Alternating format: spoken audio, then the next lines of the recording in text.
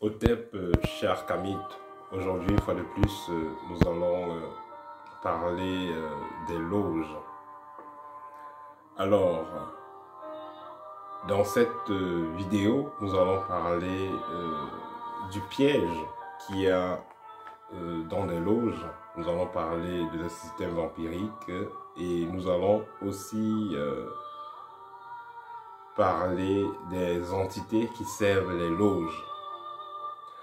Alors, vous savez, quand vous voulez entrer dans une loge, on va vous demander de remplir une demande d'affiliation, on va vous demander la photo, on va vous demander d'écrire votre nom complet, souvent le nom des parents. Ensuite, on va vous demander de signer et on va vous poser des questions à la fin. Est-ce que vous acceptez le système initiatique de la loge? Est-ce que vous serez prête à faire les rituels proposés par la loge? Donc, on vous pose certaines questions qui ont un sens assez profond, plus profond que vous ne pensez. Quand on vous demande est-ce que vous acceptez le système de fonctionnement, attends, je vais baisser un peu la musique. Voilà, quand on vous demande est-ce que vous acceptez le système de fonctionnement de la loge, ça veut dire en fait, est-ce que vous acceptez que les membres de la loge qui sont plus avancés, est-ce que vous acceptez que cet égrégore-là puisse agir sur vous d'une certaine façon? Donc, vous acceptez tout ça et vous savez, il y a la loi du libre arbitre. Quand vous êtes vous-même décidé de remplir un formulaire, mettre votre photo, signer, ça veut dire que vous-même vous vous liez, pieds et mains, à un égrégore. Dans certaines loges africaines ou sectes africaines, je peux appeler ça comme ça, on vous demande même parfois de donner un nouveau vêtement. En plus de votre photo, on vous demande de donner un nouveau vêtement à ces gens-là pour qu'ils se connectent à vous, pour qu'ils fassent des rituels de connexion à cet égrégore-là de branchement. Il sera donc important de noter qu'une fois que vous êtes entré dans la loge, vous avez rempli les conditions, vos familles spirituelles, c'est-à-dire anges gardiens, ancêtres, guides, ils ne peuvent plus agir de façon naturelle, ils ne peuvent plus agir comme ils le doivent parce que vous les avez limités.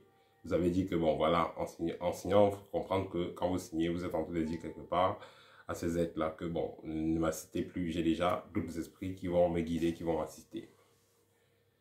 Ensuite, quand vous êtes dans une loge, avec les rituels que vous allez faire, avec les rituels d'intronisation, une forme de baptême que vous faites, avec des rituels de consécration, avec tout ça, de grade en grade que vous allez passer, vous allez toujours prêter serment, vous avez des serments à faire, que ce soit en public, dans la loge, dans la salle de réunion, je vais appeler ça comme ça, dans le temple, que ce soit même devant les bougies que vous avez allumées, ou devant votre miroir, ou devant votre hôtel magique que vous avez chez vous.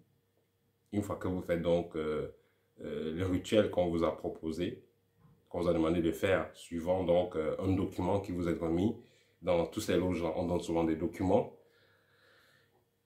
avec des prières. Une fois que vous avez fait ça, devant les bougies qu'on vous a demandé d'allumer, devant les symboles qu'on vous a demandé de poser, à l'heure qu'on vous a demandé, une fois que vous avez fait ça, vous vous connectez à cet égrégore-là et cet égrégore-là agira pleinement sur vous. Mais je vais aussi dire que quand vous entrez dans une loge, mystiquement, avant que vous ne receviez même déjà des documents, avant qu'on ne fasse même une intronisation physique, ou que vous le fassiez vous-même, mystiquement, ces gens qui sont derrière cette loge-là, on vous a déjà connecté parce que vous envoyez votre demande d'adhésion, vous envoyez parfois aussi dans certaines loges, on demande de faire un CV. Vous faites un CV, vous parlez de votre niveau scolaire, vous parlez de qu'est-ce que vous faites dans la vie, ils vont étudier. Une fois qu'ils vous ont accepté, ce que vous envoient la lettre, vous demandez d'aller vous faire initier tel jour, vous comprenez dans le plan astral, ils ont déjà commencé à vous connecter à leur égrégore. C'est un peu comme une puce que vous aurez une fois que vous allez faire les incantations ou les rituels de la loge directement. Vous allez être vibré, vous allez résonner donc avec cet égrégore-là et vous aurez des effets. Si vous êtes membre d'une loge, quelqu'un n'est pas membre de la même loge que vous, il prend des documents mystiques de votre ordre, il lit. Grandes choses ne vont pas se passer, mais celui qui est donc lié à cet égrégore-là, puisqu'il a été consacré, puisqu'il a été harmonisé avec les esprits de cet égrégore-là, automatiquement, il y aura des choses qui vont se passer.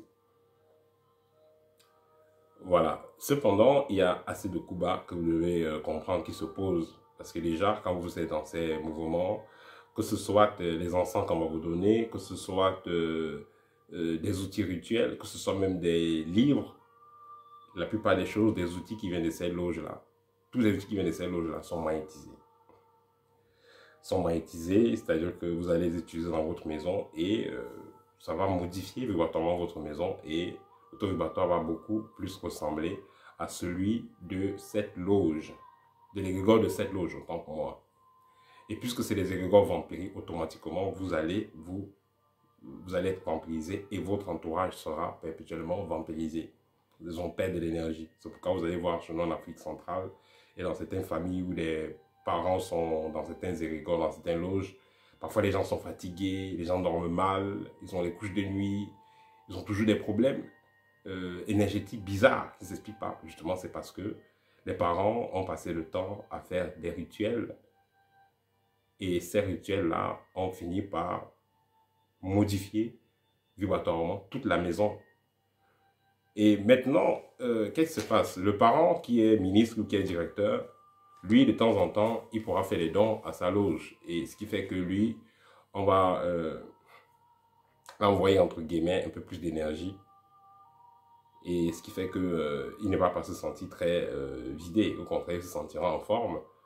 Et en plus de ça, il y a les rituels qu'il va faire. Les opérations qu'il fera. Voilà les opérations qu'il fera. Opérations mythiques, expériences mythiques, entre guillemets, qu'il fera. Et tout ça fera en sorte que ils soient mieux à l'aise. Mais ceux qui sont dans l'entourage paieront le prix cassé parce que le prix, paieront les pots cassés. Ils paieront le prix parce que ceux-là, ils se feront pomper. Ils se feront perpétuellement pomper. Ils vont perpétuellement perdre de leur énergie, ils vont perpétuellement perdre de leur vitalité. Les gens seront toujours fatigués, toujours de mauvaise humeur. Les gens seront poisseux. Voilà. Parce que l'environnement a été magnétisé par les rituels que la personne faisait en liaison avec son égrégore. Voilà, donc il sera important aussi de noter que si vous avez donc fait partie de ces égrégores, si vous avez été dans ces loges, que ce soit loge maçonnique, loge rosicrucienne ou d'autres loges qui fonctionnent pareillement, Alpha International et tout, si vous avez été dans ces loges, il est important que vous pensez, si vous n'êtes plus dans cela ou si vous ne voulez plus être dans cela, il est important que vous pensiez à démissionner parce que tant que vous ne démissionnez pas de ces ordres, tant que vous ne démissionnez pas concrètement, tant que vous n'écrivez pas une lettre de démission, vous êtes toujours sur le joug de cet égrégore, vous êtes toujours connecté à cela et ça peut toujours influencer sur vous. C'est pourquoi à un moment donné, il est important de se déconnecter de cela pour passer à autre chose parce que tant que vous ne le faites pas, vous êtes lié à cela. Et pour finir, d'où viennent les esprits utilisés par ces ordres, d'où viennent les esprits de ces loges-là. Les esprits-là, premièrement, il y a des entités avec lesquelles ils vont faire des pactes. Voilà, il y a des entités avec lesquelles ils font des pactes. Il y a des esprits reptiliens qui vont travailler pour eux. Et il y a des esprits des anciens membres. Les esprits des anciens membres, parce que vous allez voir... que ce soit dans des loges, que ce soit dans des sectes, que ce soit dans d'autres mouvements mystiques bizarres, les esprits des anciens membres vont travailler pour ceux qui sont dans cet égrégore-là.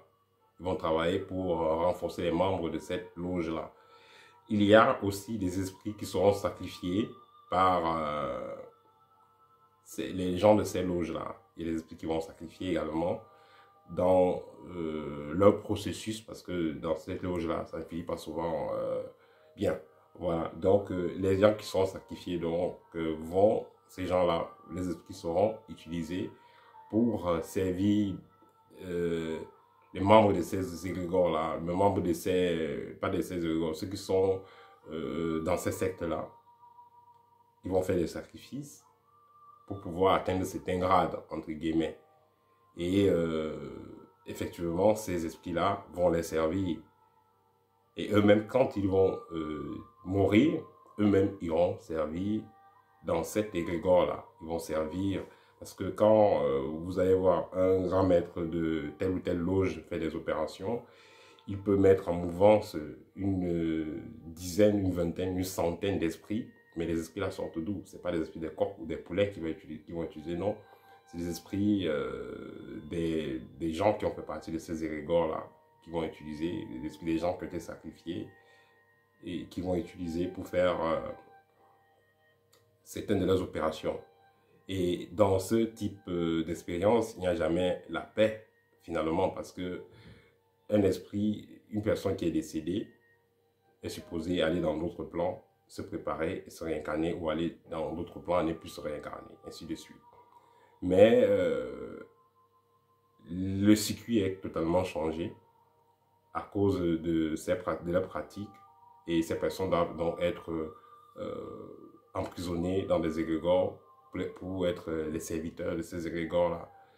Ce qui fait qu'il n'y aura pas la paix parce qu'ils sont emprisonnés, ils sont esclavagisés, et ça ne peut que produire des vibrations de stress, d'insécurité, de misère. Et voilà, comme vous allez voir ces gens, malgré les hauts grades qu'ils ont dans ces loges-là, malgré les derniers degrés qu'ils ont atteints, ils ne sont pas heureux, il n'y a pas de bonheur dans leur visage. Or, ça ne sert à rien de vivre une vie où vous n'êtes pas heureux. Il est important d'être heureux, d'être à l'aise. Vous êtes à l'aise où vous vivez, vous êtes à l'aise avec votre environnement, avec votre famille. Il n'y a rien de plus précieux que cela. Vous allez dans les loges, vous avez les grades les plus élevés, mais vous n'êtes pas à l'aise dans votre propre univers spirituel à cause des sacrifices que vous avez faits. Vous n'êtes pas à l'aise avec votre environnement à cause de ce que vous avez aussi fait dans votre environnement. Vous n'êtes pas à l'aise avec les autres à cause de ce que vous avez fait aussi aux autres et à leurs enfants, à leur famille. Voilà, ça c'était le partage pour aujourd'hui, à savoir d'où viennent les esprits utilisés par les loges et comment est-ce que le système vampirique est organisé dans les loges.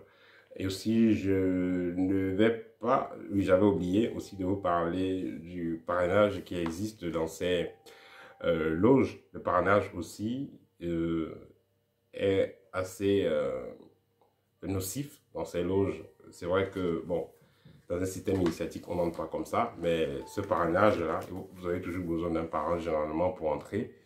Il y a certaines loges où vous pouvez vous inscrire en ligne, vous entrez, mais la plupart de ces loges fonctionnent avec un parrainage. Même si vous êtes inscrit en ligne, on peut vous envoyer chez une personne.